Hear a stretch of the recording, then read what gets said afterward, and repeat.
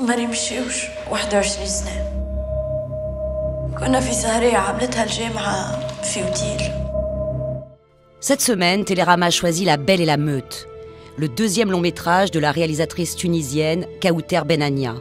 Un enthousiasmant thriller féministe et tendu, avec une héroïne inspirée d'une jeune Tunisienne qui n'a écouté que son courage.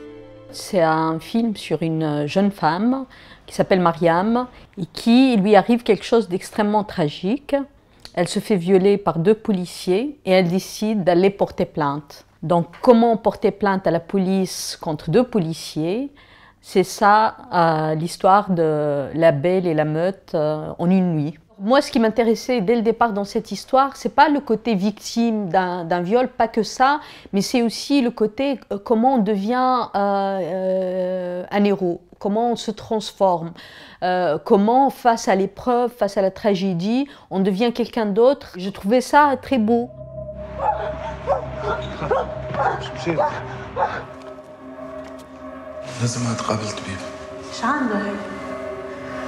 En dehors de son sujet, fort, si ce film politique est aussi haletant, c'est grâce à un choix de mise en scène en 9 plans séquences. La forme est très importante pour moi et en général, je questionne ce que je raconte pour savoir sous quelle forme je vais raconter mon histoire.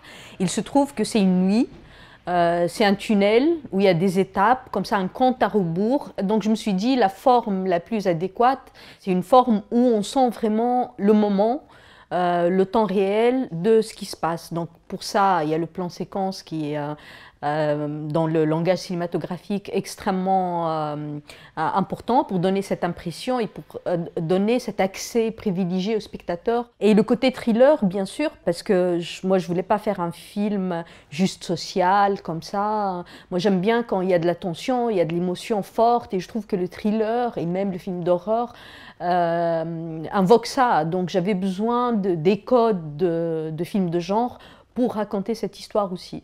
انت ما نتخيل ناس متحيين خالتين في صورتي يحبوا يكتموني وانا لما مرات نخفى عليهم الهف مرات يقربوا باش يشدوني صعد ناس ضحك رسولك حطول. لازمك تكملها حكايتك باش تسمي في حقك. La Belle et la Meute se déroule en Tunisie, avant la Révolution. Mais la réalisatrice tenait à une résonance universelle pour son film. Il s'avère qu'avec le scandale Weinstein, son film a aussi une résonance dans l'actualité.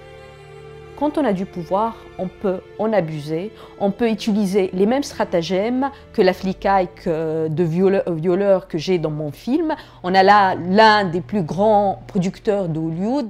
Il utilise les mêmes méthodes, c'est-à-dire si tu parles, je te casse ta carrière, tu auras la honte de ta vie, personne ne t'embauchera. Et c'est ce que dit le policier à ma protagoniste. Il lui dit, il utilise les mêmes stratagèmes. Et je trouve ça malheureux, mais intéressant pour dire que les schémas sont toujours les mêmes. Ici, ça permet une prise de parole pour limiter ce genre de pratique, surtout dans le milieu professionnel. Je trouve ça un bon premier pas, oui.